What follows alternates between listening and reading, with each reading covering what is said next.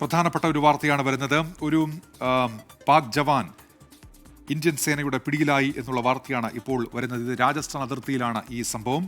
അതിർത്തി മറികടന്നു എന്നാരോപിച്ച ഒരു BSF ജവാനെ, ഇന്ത്യയുടെ ഒരു BSF ജവാനെ പാകിസ്ഥാൻ നേരത്തെ പിടികൂടിയിരുന്നു. അതുമായി ബന്ധപ്പെട്ട മോചന ചർച്ചകളൊക്കെ നടന്നിരുന്നു. പക്ഷേ ആ ചർച്ചകൾ എങ്ങും എത്തിയിട്ടില്ല. അദ്ദേഹത്തെ ഇതുവരെ മോചിപ്പിക്കാൻ പാകിസ്ഥാൻ തയ്യാറാകാത്ത ഒരു പശ്ചാത്തലമുണ്ട്. അതിനിടയിലാണ് ഒരു പാക് ജവാൻ ഇപ്പോൾ BSFന്റെ പിടിയിലായി എന്നുള്ള വിവരം കൂടി വരുന്നത്. വിനീത VG ഉണ്ട് വിവരങ്ങളുമായി ഡൽഹിയിൽ നിന്ന്.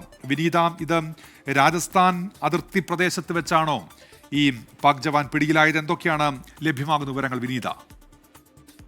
ഉന്മേഷ്, ഇതുമായി ബന്ധപ്പെട്ട് ഒരു ഔദ്യോഗിക സ്ഥിരീകരണം നമുക്ക് ലഭ്യമായിട്ടില്ല. ചില റിപ്പോർട്ടുകളാണ് ഈ ഘട്ടത്തിൽ പുറത്തു വരുന്നത്.